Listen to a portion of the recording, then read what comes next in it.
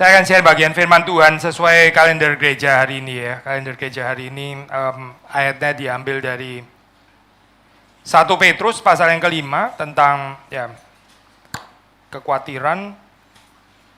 Tapi bukan hanya itu. Kita membaca 1 Petrus pasal kelima. Kita membaca dari ayat 5b ya, 5b sampai dengan ayat ke-11, 5b sampai 11. Saya akan baca yang ganjil, saya baca yang genap, kita bergantian. 1 Petrus 5 ayat 5b. Kamu semua rendahkanlah dirimu seorang terhadap yang lain, sebab Allah menentang orang yang congkak, tetapi memberi anugerah kepada orang yang rendah hati. Karena itu rendahkanlah dirimu di bawah tangan Tuhan yang kuat, supaya kamu ditinggikannya pada waktunya. Serahkanlah segala kekhawatiranmu kepadanya, sebab ia memelihara kamu. Waspadalah dan berjaga-jaga. Lawanmu si iblis berjalan keliling sama seperti singa yang mengaum-ngaum, mencari orang yang dapat ditelannya. Lawanlah dia dengan iman yang teguh, sebab kamu tahu bahwa saudara-saudaramu di seluruh dunia menanggung penderitaan yang sama. Allah sumber segala yang telah memanggil kamu dalam Kristus kepada kemuliaan-Nya yang kekal akan melengkapi, meneguhkan, menguatkan, mengokohkan kamu sesudah kamu menderita untuk sementara. Dialah yang punya kuasa sampai selama-lamanya. Amin. Kita masuk dalam doa. Saya mengundang saudara untuk berdoa bagi diri saudara masing-masing. Tuhan boleh menyapa kita secara pribadi. Dan sudah mendoakan orang di sebelah kanan, di kiri, di depan, di belakang saudara. Dan juga mendoakan saya. Mari kita buka suara. Bapa dalam surga, pada saat ini kami sekali lagi datang kepada Tuhan. Kami bersyukur kami bisa menghadap Engkau, beribadah kepada Tuhan. Kami tahu kami tidak layak, tapi di dalam belas kasihan, penyucian, karena kebenaran Kristus, pengampunan dosa, kami boleh datang pada saat ini. Kami berdoa renungan firman Tuhan ini, Tuhan berkati, Tuhan membangunkan kerohanian kami. Kami diberikan hati yang mau menerima firman Tuhan, yang mengoreksi, yang menguatkan, yang menghibur, yang mendorong, yang membakar hati kami. Berkati hamba-Mu, berkati kami semua. Berkati juga untuk kebaktian sekolah minggu, guru-guru yang mengajar. Tuhan beri kuasa, anak-anak dari kecil boleh mengenal Engkau. Demi Yesus Kristus kami berdoa, kami bersyukur. Amin. Sudah, saya percaya salah satu tema yang ini ya, laris kita hamba Tuhan itu tahu ya, saya itu topik-topik yang laris itu apa, salah satunya itu kekhawatiran. Ya, tapi saya bukan pilih tema ini karena laris ya, saya bukan gitu. Tapi karena ini mengikuti kalender gereja, memang pas ayatnya ada di sini gitu. Tapi sepertinya selama kita berada di dalam dunia, kita masih nggak bisa sepenuhnya bebas daripada kekhawatiran. I think kita perlu address, membicarakan hal ini ya. Dan waktu kita baca perikop ini, saya mau mengajak saudara untuk membaca tentang kekhawatiran ini dari, bukan cuma tentang kekhawatiran itu sendiri, tapi di dalam kaitan dengan ya paling tidak atau setidaknya ayat-ayat yang lain dari 5b sampai dengan 11 ya, setidaknya gitu. Maksudnya kita melihat dari kaitannya dengan kekhawatiran itu. Yang pertama, kalau sudah melihat di dalam ayat yang kelima tadi situ dikatakan kita diminta untuk merendahkan diri seorang terhadap yang lain ya. Karena kita pakai istilah submit one to another ya. Termasuk juga di dalam tulisan Paulus di dalam hal ini in agreement ya. Merendahkan diri seorang terhadap yang lain. Soalnya di dalam kekristenan itu ada dua aspek ya. Satu sisi itu ada ordo, sisi yang lain ada equality. Dua-duanya itu betul saya. Misalnya waktu kita baca tentang suami istri, tentu ada ordo. Suami memimpin, mengasihi, berkorban bagi istrinya, istri tunduk ya, menghormati suaminya ya. Tapi kalau sudah baca masih di dalam bagian itu Efesus, by the way ya, Efesus dikatakan juga bahwa kita harus saling submit to one another ya, saling merendahkan diri satu dengan yang lain. Nah, ini bukan bicara tentang kekacauan ordo, so ini bicara tentang ya memang setiap orang itu adalah murid kebenaran, setiap orang perlu mendahulukan yang lain ya, dan bukan dirinya sendiri. So di sini bicara bukan tentang ordo tapi tentang ekualitas ya, tentang kesetaraan Nah, kalau sudah membaca di dalam ayat yang kelima tadi ya, kamu semua rendahkanlah dirimu seorang terhadap yang lain. Ini menarik ya, saya. Khususnya waktu kita menghayati ini di dalam kebudayaan timur, kita kan di timur ya, saya. Di timur itu sangat ketat di dalam ini ya. Ordo, kadang-kadang bukan cuma ordo, tapi ada semacam gengsi senioritas gitu ya. Yang kalau kita nggak hati-hati, jangan-jangan mirip semacam feudalisme lagi gitu. Semacam gambaran apa ya, bukan ordo yang alkitabiah, tapi kita akhirnya berusaha untuk menduduki ya tempat di masyarakat, jangan-jangan juga di gereja, yaitu sesuai dengan tingkatan-tingkatan itu gitu ya. Dan di dalam masyarakat orang juga membangun semacam tingkatan-tingkatan ini, lalu mengklasifikasikan orang berdasarkan itu dan sebagainya. Tetapi ayat ini mengatakan supaya kita saling merendahkan diri ya, seorang terhadap yang lain. Bukan cuma yang muda terhadap yang tua saja, bukan cuma perempuan terhadap laki-laki, tapi juga laki-laki terhadap perempuan, yang tua juga merendahkan diri ya, terhadap yang muda. Ya. Ini yang saya percaya keluar daripada batasan kebudayaan timur. Ya. Dasarnya sederhana, ya dasarnya sederhana, karena Allah menentang orang yang congkak ya, di dalam relasi apapun itu. Allah menentang orang yang congkak. Orang yang congkak itu nggak mengenal anugerah Tuhan ya. Tapi orang yang rendah hati itu mengenal dan mengakui anugerah Tuhan. Apalagi kita di dalam tradisi teologi reform ya, kita sangat ditekankan pentingnya teologi anugerah. Seluruh kehidupan kita ini adalah kehidupan yang diberi ya, kehidupan yang diberi. Saudara dan saya ini menerima anugerah Tuhan. Ya. Keluarga, ya.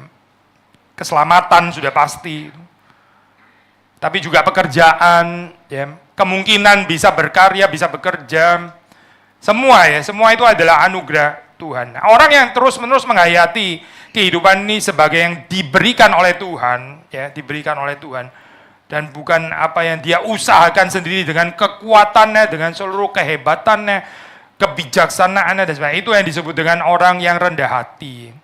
Allah menentang orang yang congkak, tapi memberi anugerah kepada orang yang rendah hati.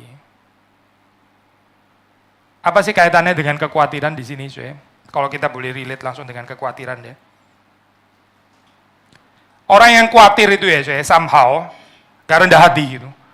Orang yang khawatir itu ada semacam kecongkaan ya. Biasanya kalau kita menghadapi orang khawatir, kita berusaha untuk menenangkan dia supaya dia nggak terlalu khawatir gitu ya. I think agak jarang ya, saya orang yang khawatir terus kemudian malah sudah khawatir malah di-review, kamu ini congkak gitu. Bisa kaget dia. Saya ini sudah hidup khawatir, kamu datang bukan menghibur malah menuduh saya orang congkak. Tapi apa sih kaitannya kecongkaan dengan kekhawatiran ya? Kecongkaan itu adalah melihat hidup bukan sebagai anugerah Tuhan, tapi sesuatu yang kita perjuangkan sendiri ya. Dan kita tahu ya, waktu kita perjuangkan sendiri kan kadang berhasil, kadang nggak berhasil gitu. Kadang sesuai dengan keinginan kita, kadang nggak sesuai dengan keinginan kita gitu. Kadang sesuai dengan bayangan kita, kadang nggak sesuai dengan bayangan kita. Lalu kita menjadi khawatir ya. Tapi di sini dikatakan orang yang belajar ya, meletakkan dirinya di dalam pemeliharaan Tuhan. Yaitu saya orang yang rendah hati. Hidup ini dipelihara oleh Tuhan. Tentu ini nggak usah dibenturkan, oh kalau gitu saya nggak usah bertanggung jawab, saya nggak usah ngapa-ngapain. Bukan itu, saya nggak ngomong itu ya. Ini orang yang suka pelintir firman Tuhan. Bukan itu maksudnya. Saudara dan saya tentu tetap ada tanggung jawab, kita harus berkarya, kita harus berusaha, betul. Gitu. Tapi tetap bagaimana melihat hidup ini sebagai hidup yang diberi oleh Tuhan, hidup yang dipelihara oleh Tuhan. Bukan sesuatu yang kita usahakan dengan kekuatan kita sendiri. Nah itu kecongkaan ya. Kecongkaan kalau kita melihat keluarga itu adalah hasil kerja keras kita gitu ya. Kecongkaan kalau kita melihat pelayanan itu karena kesetiaan kita ya, karena pengorbanan kita. Kecongkaan kalau kita melihat pengetahuan yang ada pada kita itu karena kita memang invest untuk bisa dapat pengetahuan itu dan sebagainya. Itu kecongkaan itu. Hidup itu diberikan oleh Tuhan dan hidup itu dipelihara oleh Tuhan. Ada kebahagiaan di dalam kehidupan seseorang yang mengerti anugerah Tuhan, karena orang ini bukan hanya tidak khawatir, tapi dia bisa membagi gitu. Hidupnya itu ada bebas, dia bisa membagi gitu. Orang yang khawatir itu, saya khawatir itu berpusat kepada dirinya sendiri. Ya, everything itu tentang dia. Tentang dia ini nggak harus cuma pribadi dan individu loh, kadang-kadang bisa agak luas ya. Keluargaku, ya. Tapi intinya tetap ku saya sebenarnya, keluarga. Tapi keluargaku. Ya. Ini bukan melihat keluarga sebagai orang lain yang dipercayakan Tuhan untuk hadir di dalam kehidupan saudara dan saya, bukan. Tapi lihat keluargaku, ya. Dompetku, ya. Ini dompetku, ya, dompetku, bukan apa yang diberi Tuhan dalam kehidupan kita, tapi dompetku. Atau ini gerejaku, ya, bisa juga sih gerejaku. Atau negaraku, ya, negara itu sudah besar sekali loh, saya besar itu kan bukan kampung ya, tapi tetap belakangnya itu tetap perspektifnya adalah ku, tetap tentang saya gitu. Kalau bukan negaraku, ya sudah, itu kan bukan urusan saya. Pokoknya everything yang ada kaitan dengan aku, ya, itu saya boleh khawatir, saya boleh sombong, saya boleh banggakan, dan sebagainya. Ya ini loh, saya sekali lagi ya, gak kompatibel ya dengan teologi anugerah gitu. Teologi anugerah itu kan bukan jargon ya, bukan slogan, bukan semboyan, tapi sesuatu yang seharusnya itu mendarah daging, embodied, yang kita hayati di dalam kehidupan kita ya. Menghayati teologi anugerah juga bukan menjadi orang yang inferior, bukan. Ini bukan jadi orang yang minder, jadi orang yang gak ada percaya diri, dan sebagainya. Bukan itu juga, bukan. Tapi ini simply ya mengakui hidup ini diberi oleh Tuhan.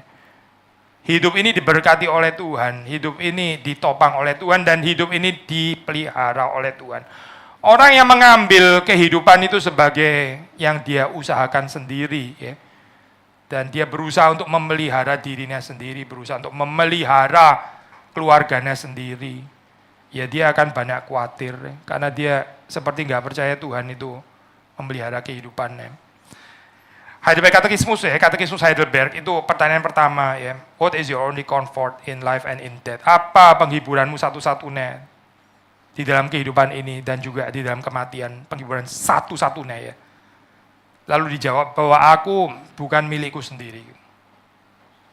Tapi aku milik Yesus Kristus dan seterusnya. Kalimatnya masih panjang terusannya. Sampai bicara juga tentang bagaimana Tuhan yang memelihara even ya. Rambut yang jatuh itu bukan tanpa kehendak Tuhan. Sangat detail ya soal pemeliharaan Tuhan. Sampai hal-hal yang kita nggak care, sampai hal-hal yang kita nggak peduli ya. Rambut rontok satu ya. Kalau rontok 100.000 masalah ya soal. Kalau satu ya apa artinya lah, saya toh masih ada sisa banyak. Rontok 10 juga masih oke. Ya. Tapi rontok satu saja ya, itu Tuhan harus tahu dan Tuhan harus menetapkan gitu. Berarti hal-hal yang saudara dan saya sudah nggak peduli lagi untuk kita care, Tuhan itu masih care ya. Tuhan itu masih care. Kalau ada yang paling care, ada yang paling peduli dengan kehidupan saudara dan saya, itu bukan saudara.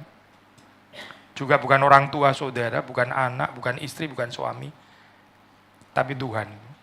Dan ini untuk penulis Katekismus Heidelberg, itu penghiburan itu. Penghiburan kalau saya ini nggak memiliki diri saya sendiri. Coba saudara kontraskan dengan kehidupan orang modern ya. Bangga kalau memiliki sendiri. Gitu. Merasa bangga kalau memiliki.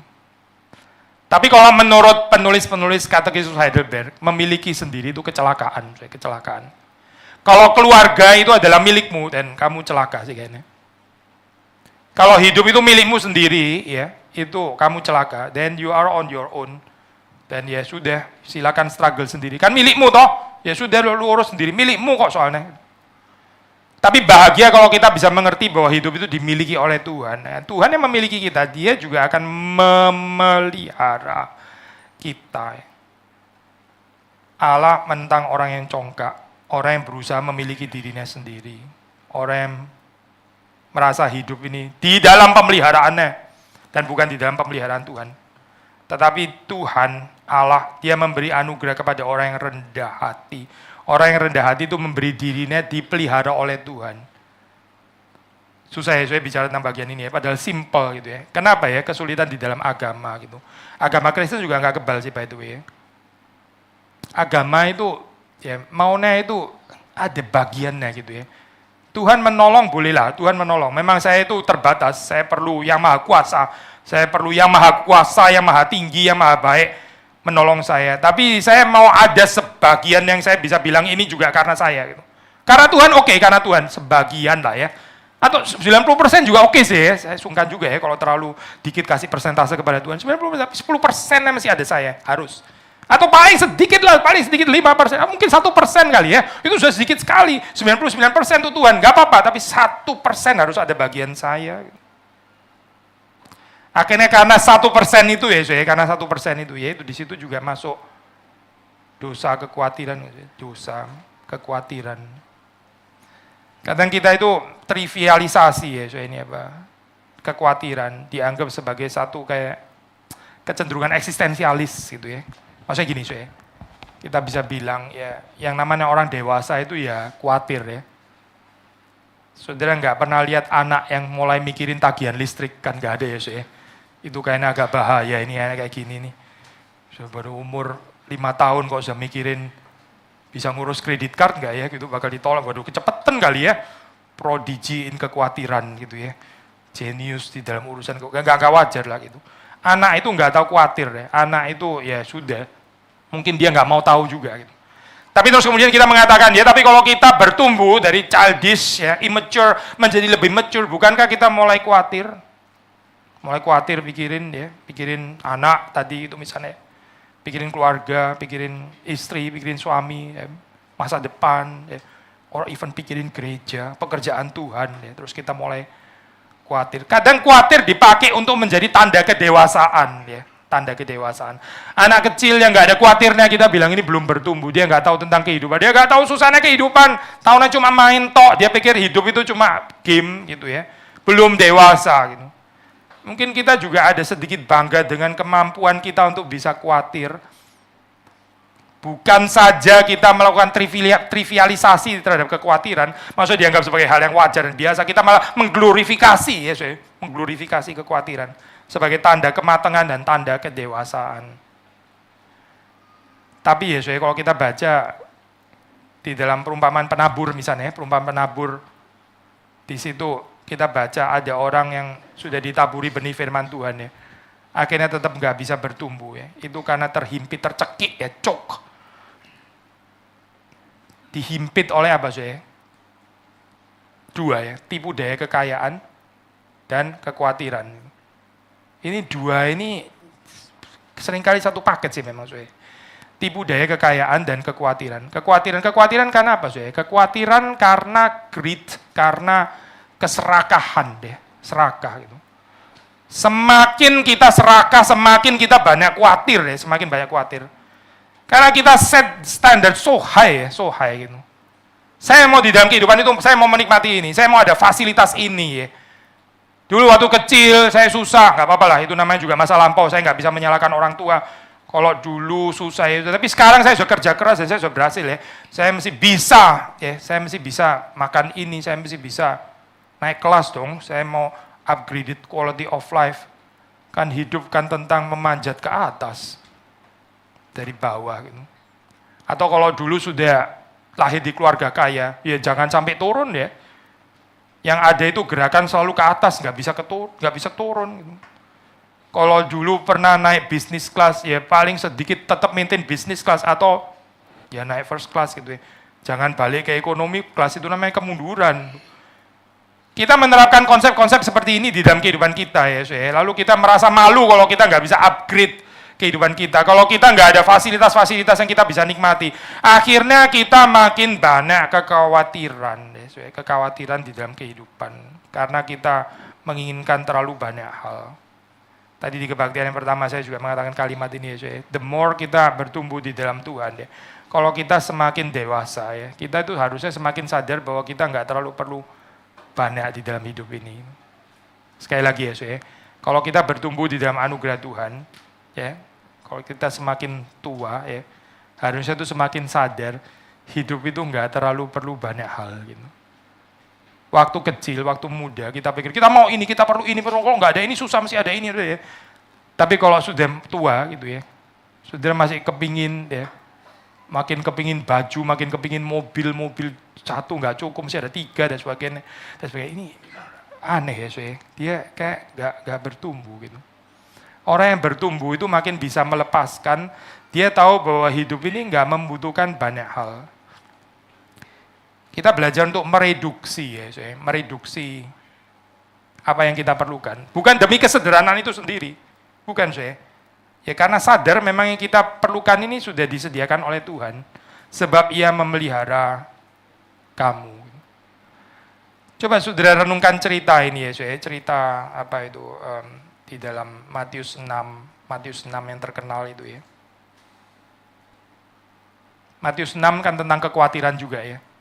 Lalu yang diakhiri dengan ya, ayat 33 yang klimaksnya di sana ya. Karena itu carilah kerajaan Allah terlebih dahulu. Segala sesuatu akan ditambahkan kepadamu. Segala sesuatunya itu apa ya? Segala sesuatu yang kita mau gitu. Atau ini trik yang dikasih Tuhan. Makanya carilah kerajaan Allah. Kalau kamu betul kerajaan Allah, nanti kamu akan tambah diberkati gitu. Orang ini lupa bahwa kalimatnya itu pakai maka, bukan supaya. Ada bedanya nggak antara maka dan supaya? Sudah mengerti perbedaannya ya? Carilah dahulu kerajaan Allah dan segala kebenarannya. Maka ya, bukan supaya. Kalau supaya itu mencari kerajaan Allah itu jadi batu loncatan ya gitu ya. Supaya kalimat berikutnya itu goalnya gitu. Saya cari kerajaan Allah terlebih dahulu. Saya melayani terlebih dahulu. Saya cinta Tuhan terlebih dahulu. Supaya segala sesuatu ya, segala sesuatu yang saya mau, yang saya inginkan diberikan semua. Ya ini goalnya gitu. Jadi mencari kerajaan Allah menjadi semacam sarana gitu ya, semacam batu loncatan untuk dapat goal yang lebih tinggi. Ini ulterior motif namanya, motif yang lebih tinggi, yang lebih ulterior. Yaitu segala sesuatu ditambahkan kepadaku itu tadi itu. Ya kalau harus melalui kerajaan Allah ya why not? Oke juga kok. Tapi sebenarnya goal yang kita inginkan segala sesuatu ditambahkan kepada kita. Sekali lagi itu ayat nggak bicara supaya loh, itu bicara maka gitu, maka itu ya berarti akibat gitu. Maka itu nggak boleh jadi goal di dalam kehidupan kita, kan bukan supaya. Dan jangan lupa juga di dalam bagian itu kalau kita baca Yesus membicarakan tentang makanan dan pakaian. Gitu. Segala sesuatu itu as simple as makanan dan pakaian sebetulnya gitu. Ada di sini yang khawatir pakaian? Ya ada ya. Saya beberapa hari lalu ada sedikit kekhawatiran karena celana saya resletingnya rusak. Ya bisa beli sih gampang saja. Tapi saya mesti cari ini apa penjahit yang bisa selesaikan dalam beberapa jam supaya dipakai. Bukan rusak lagi dipakai ya. Kalau itu saya nggak bisa lah. Saya pakai apa? Entah pakai handuk gitu. Celana yang saya pakai oke, tapi celana yang lain saya bawa itu resletingnya rusak. Saya mesti benerin cepat. Otherwise saya nggak bisa ganti-ganti gitu ya. Nah itu sedikit khawatir akan pakai, tapi orang jarang lah saya khawatir pakaian gitu. Termasuk waktu itu pun kalau mau beli ya gampang sekali beli celana apa susahnya sih. Kalau mau cari penjahit yang bisa beresin dalam hitungan jam, ya tinggal beli selesai gitu kan ya. Kita juga ada budget lah untuk beli itu. So hampir nggak ada kali ya di sini yang khawatir pakaian itu. Tapi mungkin orang khawatir kalau pakaiannya kurang mahal. Nah ini dia so. Itu mulai jadi aneh ya kekhawatiran tentang pakaiannya gitu. Orang khawatir kalau pakaiannya itu seminggu sekali mesti pakai yang sama. Bisa nggak saya pakai pakaian yang gantinya 1 tahun sekali? Berarti saya punya 365 kali 2 pakaian. 1 tahun yang akan datang baru ketemu saya pakai pakaian yang sama. Saya khawatir kalau nggak bisa punya pakaian 365 kali 2, belum lagi kalau kena tahun kabisat 366 tambah lagi 1, 2 dan seterusnya. Khawatir yang bukan-bukan kayak gini loh saya. Ini yang menyeret kita kepada ya kekhawatiran kan bener ya. Karena apa saya? Karena kita bukan saja kita gagal untuk mereduksi kebutuhan kita ya. Kita malah melakukan multiplikasi ya, ditambah gitu ya. Saya dulu nggak bisa punya ini, memang nggak mampu. Sekarang saya mesti kejar, saya mesti punya itu. Jadi tambah gitu keinginannya ya. Orang yang terus di dalam kehidupannya merasa makin banyak membutuhkan hal ya, karena set high standard of life, itu loh orang-orang yang nggak bisa melayani Tuhan. Orang-orang yang nggak bisa jadi berkat untuk orang lain itu. Orang yang akan selalu sayang untuk bagi ya. Orang yang hidupnya itu nggak bisa bersyukur. Orang yang akan terus nggak puas, disappointed karena terus rasa kurang ya. Hidup ini penuh dengan tuntutan gitu. Tapi pakaian, makanan sudah disediakan Tuhan. Ya sudah toh. Kadang-kadang baca di dalam kehidupan ini ya, saya para misionari yang mencintai Tuhan ya, itu di dalam keadaan yang sulit mereka sudah melayani Tuhan, tapi mereka masih ya ada penyakit dan sebagainya. Kadang-kadang kena penyakit yang keras gitu ya. Terus kita baca mereka ditolong Tuhan. Mereka ditolong Tuhan ya. Bayangan kita ditolong Tuhan itu kan apa ya? Langsung sembuh gitu ya, bebas ya. Ternyata ditolong Tuhan ya, ditolong ya. Akhirnya dia bisa tidur gitu. Nah, maksudnya saya mau ngomong. Dia kesakitan, dia ditolong Tuhan jadi bisa tidur. Buat kita kayak kok kurang ya pertolongan Tuhan gitu. Nah, maksudnya yang saya ngomong apa? Tuhan itu memelihara di dalam kecukupan yang bagi orang serakah itu terlalu low saya kayak gitu. Kalau Tuhan tolong saya, ya jangan begini loh, sekedar tidur. Itu apa ini? It's not even luxury ya. Semua orang lain juga bisa tidur gitu. Tapi orang-orang yang melayani Tuhan ya dalam keadaan kesederhanaan ya. Waktu di dalam pergumulan yang berat, mereka ditolong Tuhan, mereka ditolong itu seperti kalau untuk ukuran saudara dan saya, mungkin kita melihat seperti kayak terlalu minimal gitu. Lalu kita bilang seperti kayak Tuhan kurang maha kuasa, padahal di sini dikatakan katanya tangan Tuhan kuat. Mana tangan Tuhan kuat? Kayaknya yang lebih benar bukan pertolongan Tuhan yang terlalu minimal ya, tapi di balik perspektifnya. Mungkin saudara dan saya yang tuntutannya terlalu tinggi gitu. Mungkin kita yang terlalu serakah nggak sih dalam kehidupan ini gitu. Mungkin kita nggak mencukupkan diri dengan pemeliharaan Tuhan yang membuat kita tanda kutip sekedar bisa tidur. Saya pernah pelayanan di satu tempat yang ada jemaat yang tidur aja susah, tidur aja susah loh. Dan dia bukan orang yang kekurangan deh, dia sangat punya resources di dalam itu. Tapi tidur aja susah, bergumul itu tidur itu bergumul saya. Kadang-kadang pikirin hal ini ya saya, kita bisa tidur itu juga sudah pemeliharaan Tuhan, tapi kita anggap seperti sepi ya, kita anggap normal gitu. Kita mau yang lebih pedes gitu ya. Saya di Manado, kepedesan saya di sini. Ini bukan ini ya, sedang mengkritik culture saudara gitu. Dulu waktu saya kuliah di Heidelberg itu profesor saya pernah ngomong satu kalimat yang agak menyinggung sebetulnya ya, tapi saya pikir ada benar ya. Dia bilang ya bedanya ya kalau makan makanan ini ya, timur itu apa ya? Bumbunya itu overstimulasi. Tahu ya saya? Rasa itu harus medok gitu ya saya itu. Kalau enggak itu kurang afdol gitu misalnya. Kalau cuma salt and pepper, apa ini? Salt and pepper tahun berapa ini? Salt and pepper gitu ya. Kolonialisme sudah terjadi. Lu sudah ambil rempah-rempah dari Indonesia, masih salt and pepper, come on lah gitu maksudnya. Bertobatlah engkau Eropa gitu kan. Kayaknya bumbumu kurang lah kayak gini, ini cuma salt and pepper, apa itu? Tapi terus kemudian dia bilang kalimat ini ya saya. Itu orang makan overstimulasi ya. Sedikit mirip seperti kayak orang ngomong itu harus selalu teriak-teriak gitu. Gak bisa ngomong pelan gitu ya, harus teriak-teriak, alias apa ya? Sudah ada budek gitu. Kenapa makan harus selalu overstimulasi ya? Karena lidah sudah agak rusak. Gak bisa mengecap. Saya pakai ini metafor ya. Saya nggak sedang membicarakan culture saudara, bukan. Saya mau pakai ini untuk masuk kepada firman Tuhan. Kehidupan yang saudara ada kebal ya. Kalau nggak teriak, nggak dengar gitu ya. Kalau cuma dipegang gini ya, nggak sadar kalau sedang disentuh, mesti goyang gitu ya baru. Ya, kenapa gitu ya? Karena sudah goyang gitu ya. Ini orang yang sarafnya rada rusak gitu.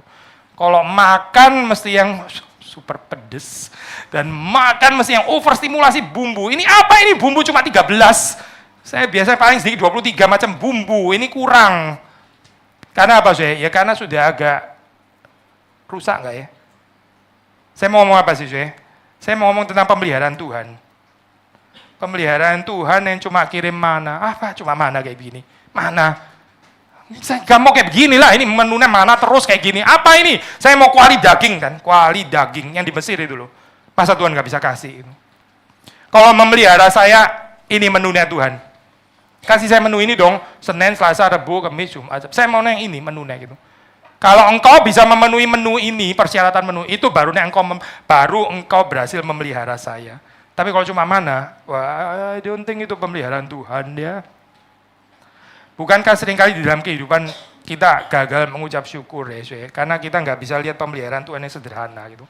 Karena kita set the standard so high, terlalu tinggi ya, terlalu tinggi. Sampai kita nggak bisa bersyukur, nggak bisa tersentuh, nggak bisa terharu. Akhirnya kita jadi orang-orang yang cenderung entitled, deserve ya. Kita merasa kita layak di dalam banyak hal, ya. Layak ditolong, layak dilayani, layak dihormati, layak dipuji, semuanya layak, ya. Dan nggak ada yang terlalu mengagumkan kita. Wajar saya mengalami perlakuan kayak gitu, wajar. Ya memang saya gitu kan ya.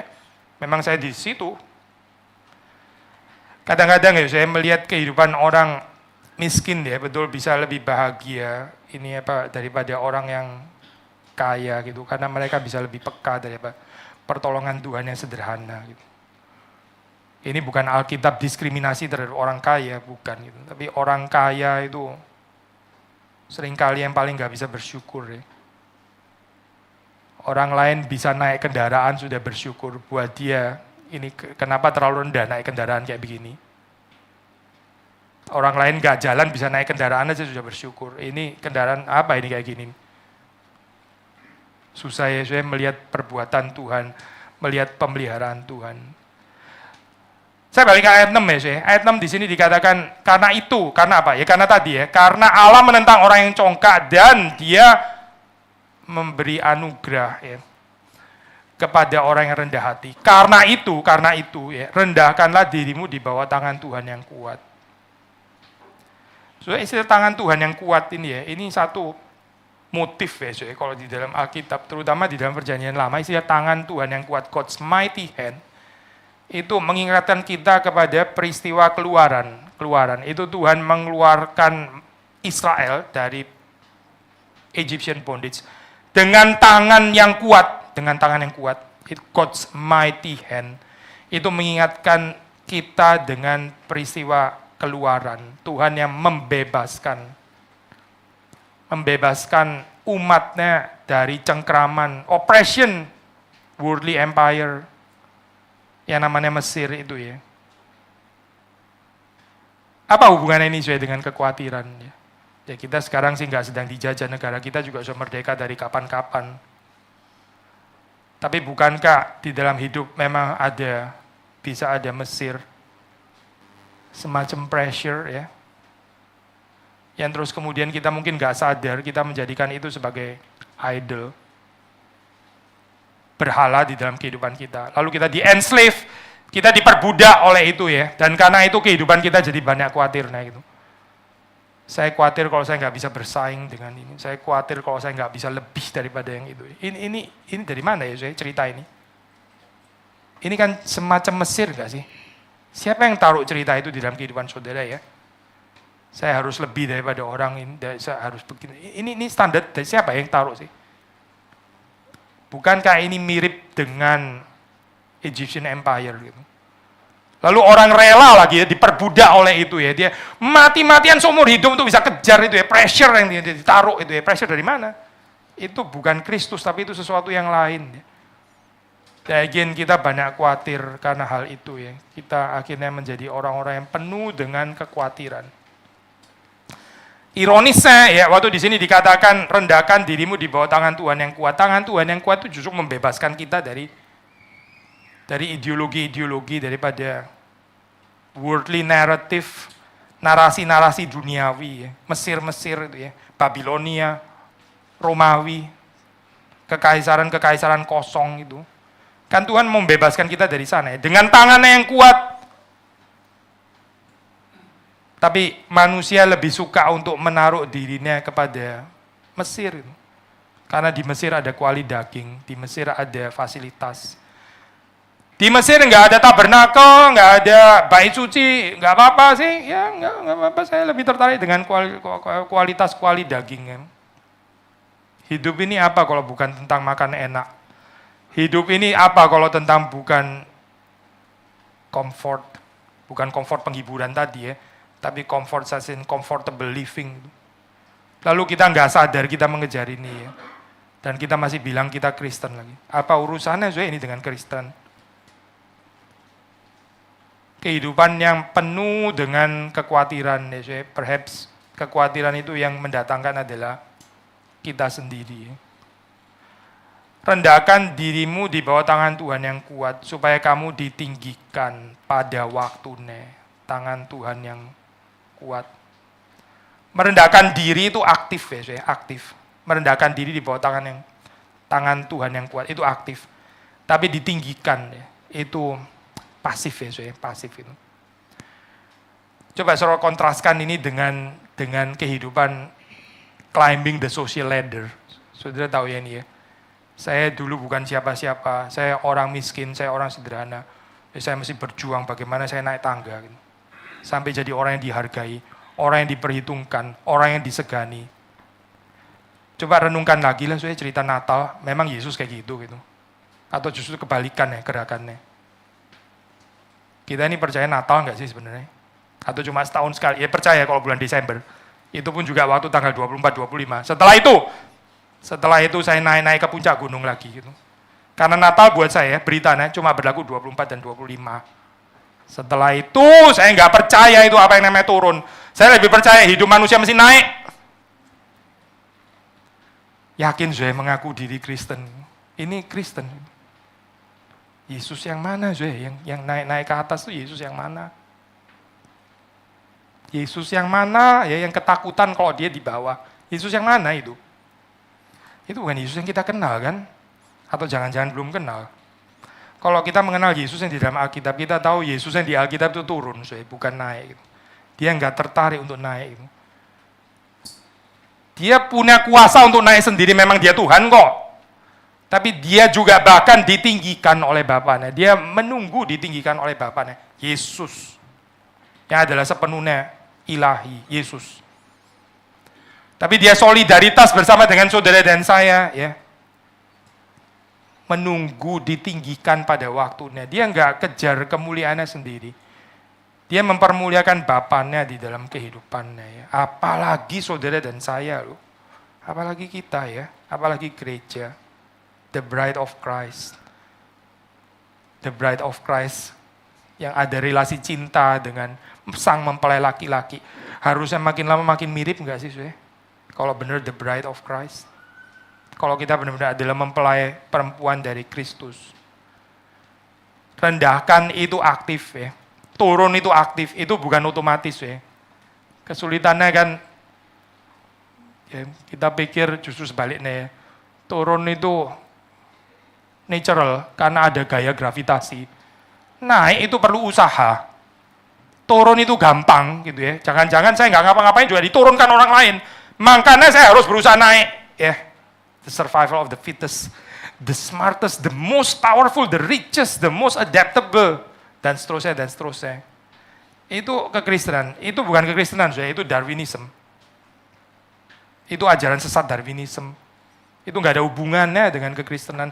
Nggak ada hubungannya dengan narasi kerajaan Allah, nggak ada hubungannya dengan Injil. Yang ada hubungannya dengan Injil ini, rendahkan dirimu di bawah tangan Tuhan yang kuat. Turun. Lalu, ya sudah tunggu waktu Tuhan meninggikan, ya. Meninggikan pada waktunya. Ada saatnya ya. Bukan sesuatu yang instan. Tadi saya pagi pakai ilustrasi bola. Sudah tahu bola ya? Bola itu bola. Bola itu kalau saudara lempar ke bawah ya, langsung membal ke atas. Benar kan ya? Itu instantly langsung ditinggikan gitu kan ya. Mungkin jangan-jangan kita juga berharap kayak gitu ya. Tuhan saya merendahkan diri. Puap, langsung keangkat ke atas gitu ya. Langsung saya naik, langsung dalam hitungan detik itu. Tapi kita baca dalam kehidupan Kristus bukan itu ya, dia itu humiliation-nya sejak dari lahir ya, bertahun-tahun, puluhan tahun. Ada proses ya, dia mengalami proses itu. The more kita bertumbuh di dalam anugerah Tuhan, kalau saudara dan saya makin dewasa, ya, tandanya saudara dan saya semakin bisa turun gitu. Orang yang kehidupannya terus kepingin naik itu ya, itu dipenuhi dengan insecurity, insecurity ya, dan karena itu banyak kekhawatiran hidupnya itu.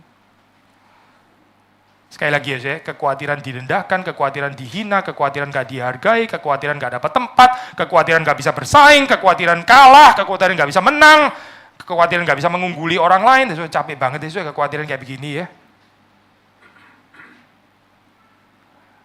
Tapi Tuhan membebaskan kita dengan tangan yang kuat, keluar dari Mesir, keluar dari ya kekhawatiran itu, saya.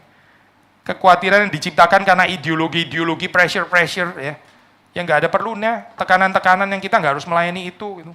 Yang akhirnya membuat kehidupan kita itu hampa, kosong. Ya. Banyak orang itu struggling ke atas, ya, struggling ke atas. Setelah di atas itu ada apa sih, ya? Ada apa di atas ya? Sepi ya di atas tuh. Sudah pernah naik? Enggak lah ya, mungkin naik. Saya juga nggak pernah sih. Mount Everest ya. Puncak yang paling tinggi itu. Di atas ada apa, saya? Gak ada orang di sana. Terus saya yang paling atas. Ya sudah, silakan, good luck to you. Lu miskin relasi kok di sana gitu. Orang yang di atas itu kasihan, saya, karena mereka itu seringkali nggak bisa menikmati relasi yang tulus gitu. Ada banyak orang itu mau relasi dengan orang di atas, cuma ngejilat sebetulnya gitu. Sepi ya di atas itu, benar-benar sepi. Orang yang benar-benar tulus berrelasi dengan orang yang di atas itu langka sekali gitu. Biasanya orang berrelasi dengan yang di atas ya, dengan kekuasaan itu ada maunya, ada maunya gitu. Nah, itu relasi, itu bukan relasi, itu memanfaatkan namanya. Kalau memanfaatkan ya itu bukan relasi lah. Mana ngomong relasi kayak begitu, saya. Oportunistik dan relasi itu oksimoron. Itu hal yang nggak bisa dipersatukan. Kalau oportunistik ya berarti bukan relasi, kalau relasi ya bukan oportunistik. Tapi orang-orang di atas itu kasihan sekali ya. Karena makanya saya waktu kita jatuh, gagal ya. Kan ini common ya, saudara pernah mendengar ini ya. Itu waktu saudara gagal, jatuh ya. Lalu ada orang yang masih mau menghampiri saudara. Itu your true friend itu. Itu true friend. Itu benar-benar sahabat. Karena dia datang gak ada perlunya. Dia datang benar-benar untuk saudara. Dia datang bukan mau dapat keuntungan. Saudara gak bisa kasih keuntungan kok di dalam saat seperti itu. Tapi waktu orang di atas terus banyak yang mengerumuni, hati-hati. Saya bukan mengajar saudara paranoia sih. Bukan ya, kita harus tulus juga di dalam relasi ya. Tapi banyak orang di atas itu, waktu dihampiri, sebetulnya ada kasihan. Karena orang gak betul-betul menghargai dia. Mungkin menghargai uangnya, mungkin menghargai kuasanya, menghargai powernya, menghargai benefits yang dia bisa peroleh daripada orang-orang di atas itu. Gitu. Untuk apa ya model kayak gini? Apa gak lebih bahagia di bawah?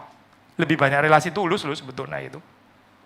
Tapi heran ya saya, manusia lebih suka untuk meninggikan diri. Makanya di sini dibilang pasif. Sudahlah, nggak usah bother untuk meninggikan diri. Itu nggak usah climbing the social ladder gitu ya, anak tangga sosial mau sampai ke atas. Nggak usah ngapain gitu, ngapain itu. Biar Tuhan saja yang meninggikan gitu. Kalau ditinggikan Tuhan ya sudah, itu waktunya Tuhan itu. Berarti kita sudah dianggap cukup ya di dalam hal ini. Ya belum lagi soalnya kita melihat dunia medsos ya, orang flexing dan sebagainya, aduh nggak habis-habis itu sampai kita rasa ini bener nggak sih ini apa yang dia post kayak gini ini bener. Akhirnya kita sendiri mau post, jangan-jangan gue juga ikut munafik kayak yang lain. Gitu ya. Semuanya tunjuknya bye-bye yang happy-happy dan sebagainya gitu. Kita ada di dalam satu situasi, di dalam satu konteks, di dalam kondisi yang kayaknya buat kita makin nggak bisa bebas ya, makin khawatir gitu. Serahkan segala kekhawatiranmu kepadanya, sebab ia memelihara kamu. Tuhan memelihara saudara dan saya. Ya, serahkan di hadapan Tuhan, biar Tuhan yang urus gitu. Lalu konsentrasi kita apa sih? Ya tadi merendahkan diri di bawah tangan Tuhan yang kuat. Melayani, memberkati, membagi. Saya tertarik dengan satu ini ya, komentari ini membahas anxiety dari perspektif yang agak berbeda. Saya kutip ya ini. Ini dari Baker Exegetical Commentary of New Testament, BECNT ya, kalau sudah tertarik untuk mempelajari bidang. Dia tulis kayak begini komentatornya ya. Many anxiety result from professing faith in Christ in a polytheistic society that is hostile to the exclusive claims of the gospel. Saya terjemahkan bebas ya. Banyak kekhawatiran itu adalah merupakan hasil ya, akibat daripada orang percaya itu mau mengakui iman ya.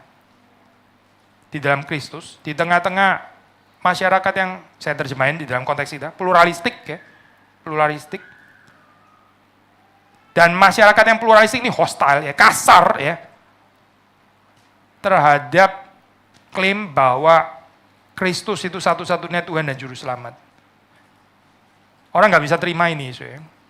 Kalau orang bilang Kristus salah satu penolong, nggak ada masalah sih, ya. One among others, oke, memang cocok dengan pluralisme. Tapi di dalam zaman pluralisme masih berani mengaku Yesus satu-satunya. Gitu. Di luar Yesus nggak ada keselamatan. Di luar Yesus nggak ada pengharapan, nggak ada penghiburan sejati, nggak ada kebahagiaan sejati, nggak ada jalan keluar manusia berdosa. Nah ini klaim eksklusif kayak begini. Tapi bukankah ini panggilan saudara dan saya di tengah-tengah zaman yang nggak ada arah, yang mencari-cari, yang miserable ini. Lalu ada anxieties di sini ya. Anxiety di dalam pengertian apa sih? Anxiety karena ya bisa takut ya, takut. Ini kan perlu keberanian ya seperti ini gitu. I think salah satu temptation pencobaan di dalam kehidupan ini ya, itu play safe ya. Play safe, kita nggak berani ngomong gospel, apalagi kalau itu menyinggung. Kalau kita ngomong gospel di dalam tatanan idea, ya mungkin masih oke ya. Tapi begitu kena kebentur dengan worldly naratif, dengan korupsi ya, dengan ketidakjujuran, ketidakadilan, dengan kemunafikan ya, dengan kesombongan, kecongkaan, dengan triumfalisme dan seterusnya. Ini kita bisa, aduh, bahaya ya ngomong kayak begini. Nanti saya dianiaya. Nanti saya dikucilkan, nanti saya dibenci, nanti saya disingkirkan, nanti saya kehilangan pekerjaan dan sebagainya. So, play safe ya. So, ya. Temptation bukan sampai melakukan kejahatan bagaimana, simply play safe aja gitu. Dulu banyak orang play safe ya, so, waktu Hitler sudah mulai naik gitu. Banyak orang play safe, takut gitu. Karena Hitler memang powerful waktu itu, ya sudahlah dia. Toh saya nggak ekstra menganiaya orang Yahudi kan, saya nggak ikut menganiaya loh, kan yang menganiaya dia. Jadi menganiaya, sudah itu dia yang tanggung jawab, saya diam. Nggak usah ngomong apa-apa ya. Takut deh saya, karena apa ya? Karena itu at the expense of kita punya security ya. At the expense keamanan keluarga kita, perhaps keamanan gereja kita, dan seterusnya. Akhirnya kita memilih untuk diam. Lalu kita menjadi khawatir. Masih dari komentar ini ya, dia mengatakan, makanya ya, itu banyak orang itu khawatir untuk dirinya sendiri. Karena di dalam hidup itu mau striving, ya, dia berusaha untuk securing, memastikan, mengamankan, ya, membuat pasti kehidupannya sendiri. Tapi ini nggak kompatibel dengan kehidupan Kristen gitu. Kehidupan yang mau dipelihara jadi utuh, itu bukan terang dan bukan garam. Sudah pernah lihat lilin kan ya? Lilin itu kalau menyala makin lama makin tinggi, itu nggak mungkin lah ya. Tetap utuh aja menakutkan, apalagi makin tinggi. Makin tinggi itu horor. Tapi nggak usah makin tinggi lah, dia tetap nggak pendek-pendek gitu ya. Itu aja menakutkan loh. Kok bisa ya dia kayak begini? Ini saya sudah 7 tahun, lilinnya segini terus. Gak ada yang rusak, gak pecah, gak meleleh, gak hancur. Itu menakutkan saya lilin kayak begitu. Garam juga sama, saya garam terang dan garam juga mesti hancur kan ya, baru dia bisa memberi rasa. Dia mesti larut baru dia bisa memberi rasa gitu. Ada nggak saya garam yang memberi rasa tapi nggak larut, tapi nggak hancur? Nggak ada, saya nggak ada. So, kehidupan kekristenan yang mau dipelihara utuh. Ya. Apalagi mau lebih tinggi itu tadi ya. Nonsense ya, itu bukan garam dan terang, itu nggak ada hubungannya sama panggilan garam dan terang. Itu apa ya, saya nggak tahu lah kehidupan apa ya, yang makin lama makin gendut, makin tinggi, makin ke atas dan sebagainya. Kayaknya nggak kompatibel ya dengan yang kita percaya gitu. Yang kita percaya ya itu kalau sudah lihat lilin, itu untuk memberi terang, itu hancur, saya, hancur. Saya bukan sedang glorifikasi kehancuran loh, bukan. Ini sesuatu yang natural kok. Kita mau kehidupan kita menjadi berkat, kita mau dipakai oleh Tuhan, ya kita bersedia Hancur nggak Saudara? Kita bersedia dipecah-pecahkan nggak?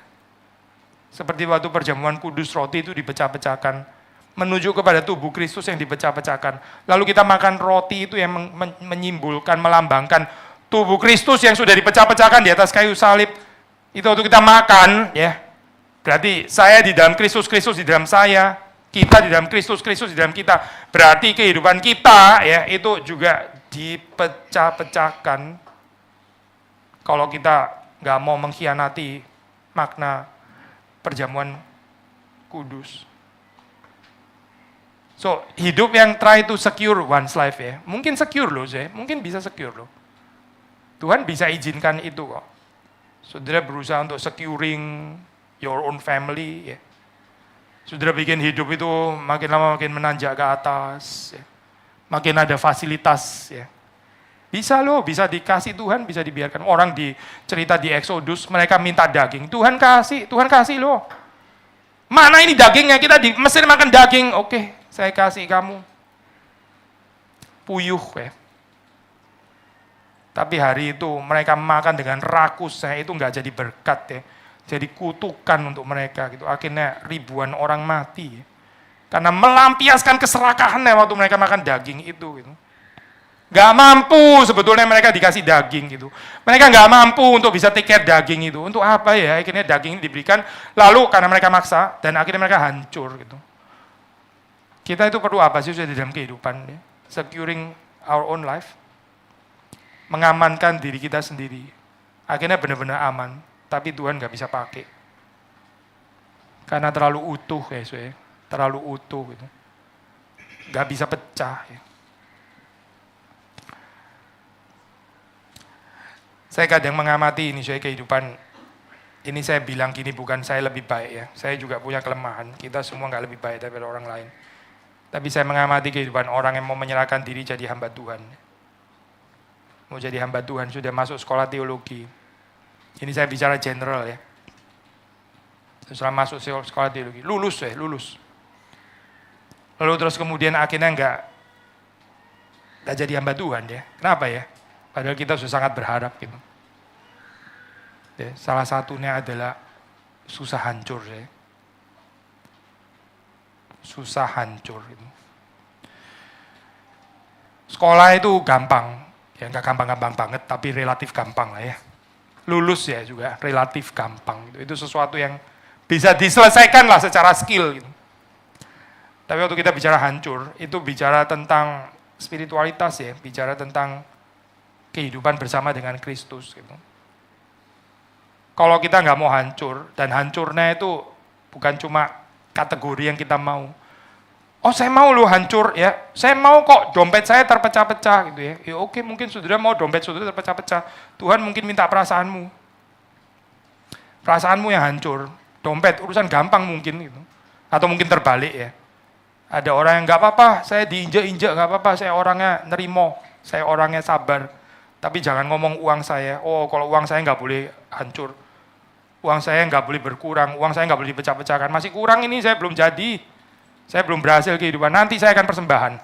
Waktu saya mulai sampai dapat income segini, baru saya akan dukung kebutuhan gereja. Bukankah Abraham diminta Ishak? Ishak itu yang paling berharga ya di dalam kehidupannya Abraham. Gitu. Tuhan nggak minta kekayaannya. Mungkin kalau Abraham diminta kekayaannya, nggak usah bergumul kasih langsung selesai. Anyway dia sudah meninggalkan Ur. Ya, dia sudah meninggalkan itu kalau dia nggak bisa melepas kekayaannya dia nggak akan keluar kali dari Ur. Fakta bahwa dia meninggalkan Ur itu kayaknya memang hatinya nggak terlalu terikat dengan kekayaan. Tapi Ishak, saya nggak tahu di sini ada yang bergumul untuk mendapat ini nggak sih? Mendapat anak apa? Bertahun-tahun setelah menikah ya, nggak bisa punya anak gitu. Terus dapat anak ya. Saya kadang-kadang observe hal kayak gini ya, saya. Orang yang susah dapat anak terus dapat anak, begitu dapat anak, overprotective ya. Hai anak, oh anakku, hati-hati ya, saya. Mungkin sebaliknya juga salah sih, yang terlalu gampang dapat anak, kurang cinta anak, karena kayak gampang banget. Lu hilang ya sudah, saya ntar akan terlalu fertile, terlalu produktif gitu ya. Hilang 1 masih ada 5. Ya nggak apa-apa lah gitu ya. Tapi yang nggak punya anak bergumul terus dapat satu. Waduh, nggak boleh dipegang orang lain. Nggak boleh dipegang orang lain. Hati-hati nanti luka dia gitu. Aduh, sampai kaget. Obsesif, posesif gitu ya. Saya nggak bisa ini. Abraham itu susah dapat anak loh saya. Dan Tuhan sendiri kan yang janji kan ya. Terus dikasih anak. Terus Tuhan minta lagi. Harus bisa main-main ini kayak gini ya, main-main. Lu kalau nggak niat ya sudah nggak usah kasih sekalian, kenapa sih gitu ya. Mancing-mancing kayak main yoyo, dikasih tarik gitu, aduh. Mental tau nggak, saya bisa sakit kayak begini Tuhan. Gitu. Tapi Tuhan memang minit kan dia benar-benar mau tarik. Gitu. Dan Abraham kasih. Itu yang make a difference kali ya, so ya. Kalau Abraham diminta kekayaannya, kayaknya nggak terlalu beautiful ceritanya ya. Mungkin to certain extent kalau diminta istrinya mungkin juga oke kali ya. Sarah yang cerewet itu ya oke lah, sudah waktunya nggak apa-apa, sudah cukup, ya terlalu ngatur ya. Tapi dia diminta Ishak, soalnya bukan diminta istrinya, bukan diminta Sarah, diminta Ishak. Dan dia kasih, itu namanya hancur, soalnya itu hancur gitu. Kita kalau nggak mau hancur di dalam kehidupan kita ya, kita mau utuh, securing our own life ya. Bukan cuma mau utuh, tapi mau tambah tinggi, tetap mau menjadi berkat, tetap mau menjadi terang, tetap mau menjadi garam. Ya nggak ada lah saya cerita itu mimpi mimpi. Kita rindu gereja kita makin diberkati Tuhan. Ya. Saya juga bergumul yang sama saya di Eropa. Kita bergumul ya gimana bisa reach out lebih banyak orang, lebih memberkati orang. Tapi kalau kita nggak bersedia hancur, kita hitung-hitungan kalkulatif dengan waktu kita, kalkulatif dengan tenaga kita, kalkulatif dengan banyak hal ya. Saya mau melayani Tuhan, tapi jangan ganggu waktu leisure time game saya, individual privacy, waktu traveling dan sebagainya. Ini harus utuh. Nanti kalau ada spare time, kalau ada lebih waktu, nah oke itu, pakai untuk Tuhan, nggak main, saya nggak keberatan, tapi ini mesti utuh ya.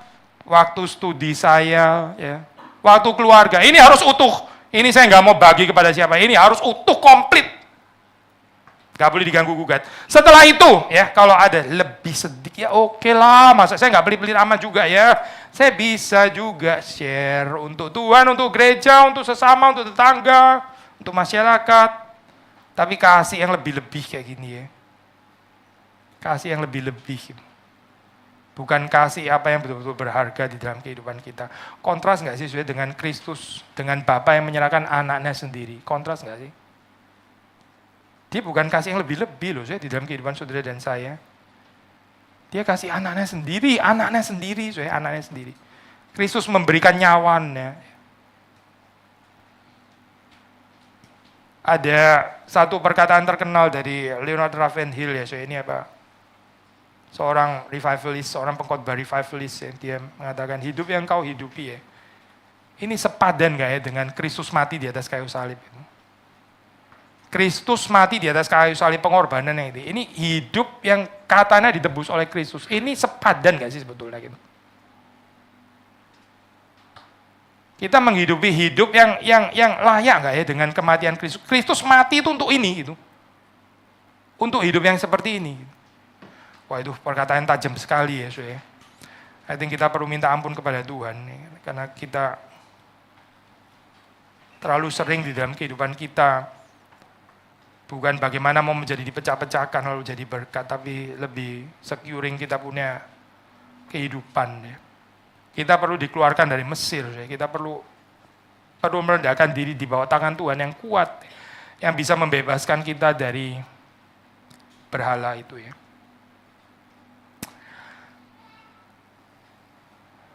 Mungkin 1-2 poin lagi. Saudara melihat di sini Petrus ya mengajak kita untuk waspada, berjaga-jaga. Karena lawan kita itu adalah iblis. Iblis bisa menabur kekhawatiran ya, kehidupan yang berpusat kepada diri sendiri, membuat kita itu self-conscious ya, sangat peka terhadap keinginan kita, kebutuhan kita dan sebagainya. Terus ya itu apa? Hati-hati ya dengan kehidupan yang dilihat sebagai menyelesaikan problem yang nggak habis-habis. Kita selalu ada problem, saudara dan saya itu ada problem. Tapi hidup ini bukan dengan bagaimana menyelesaikan problem satu demi satu. Karena problem ini nggak habis-habis. Ya. Kalau kita tunggu problem selesai baru kita mau menjadi berkat untuk orang lain. Ya nggak akan pernah waktu di mana kita nggak ada problem. Semua orang itu ada problem. Hamba Tuhan juga ada problem. Presiden juga punya problem pribadi juga. Semua orang ada problem, misionari itu juga ada problem, saudara pikir nggak ada problem mereka, ada problem juga, gitu. Semua ada problem. Lalu ini kan, itu keindahannya adalah despite di dalam hidup ini ada problem dan mungkin problem belum terselesaikan, tapi bagaimana kita tetap bisa menyerahkan kehidupan ini kepada Tuhan untuk Tuhan bisa pakai. Waspada dan berjaga-jaga, lawanmu si iblis berjalan keliling. Mencari orang yang dapat ditelannya. Mungkin mencari orang yang dapat ditelannya dalam pengertian gimana? Mungkin bukan dengan menghancurkan sampai orang itu babak belur karena jatuh di dalam dosa yang berat gitu ya. Bisa juga sih kayak gitu ya. Mungkin simply dengan memberi kekhawatiran. Mungkin orang itu nggak dibikin jatuh karena berzina lah, sampai merampok lah, membunuh lah. Nggak usah sampai ke sana sih, nggak usah. Kasih dia khawatir terus saja. Sudah dia ngurusin problemnya terus saja, sudah itu nggak selesai-selesai. Mulai dari genteng bocor, pipa lah, terus habis itu ini tembok yang belum dicat, anak sakit lah, keranjang lupa, belum beli ini, terus bikin dia sibuk terus di situ, terus ya, sampai dia sebentar lagi dia juga sudah mati, hidupnya sudah hampir berakhir.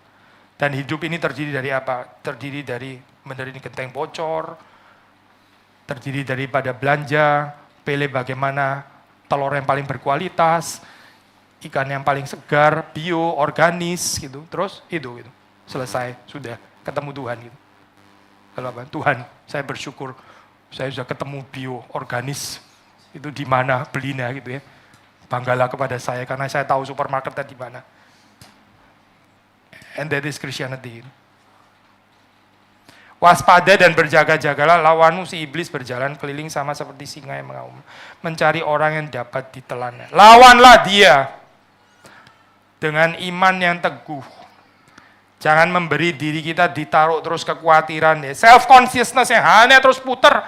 Nah, saya dan keluarga saya, dan saya keluarga saya, putar terus di situ ya. Terus di situ.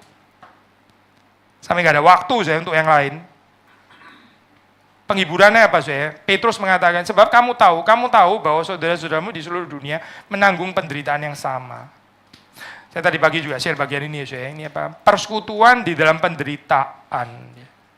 Persekutuan di dalam penderitaan. Kita kurang ada kedekatan ya saya. Kurang ada kedekatan, kurang ada persekutuan yang dalam.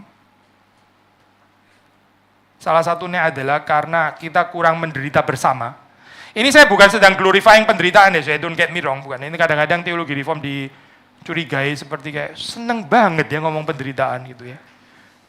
Anti teologi sukses, tapi mengembangkan glorifikasi penderitaan. Salah mengerti, saya bukan. Kita nggak glorifying penderitaan.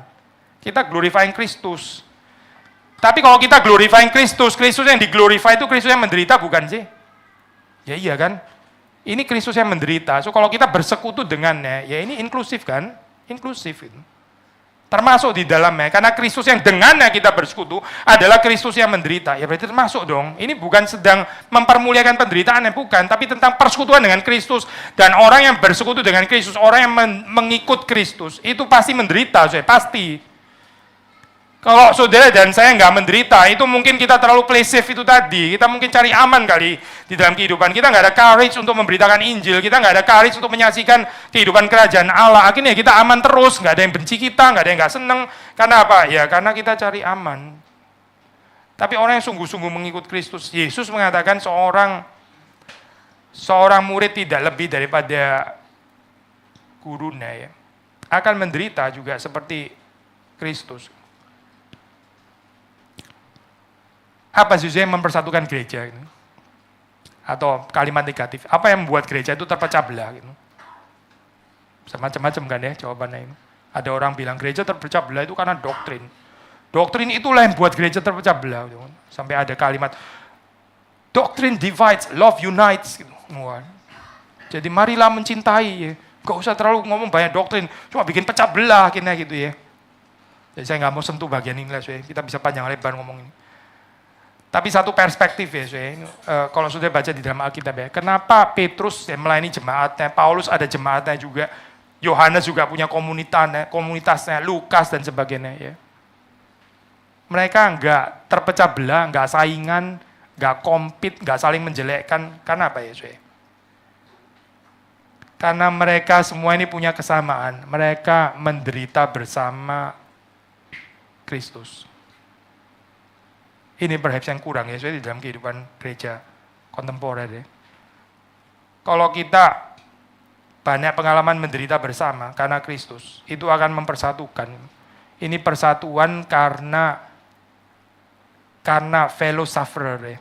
Sebetulnya Petrus di dalam bagian yang lain ya, ada menyebut kalimat ini ya, fellow elders dan fellow orang yang menderita bersama karena Kristus.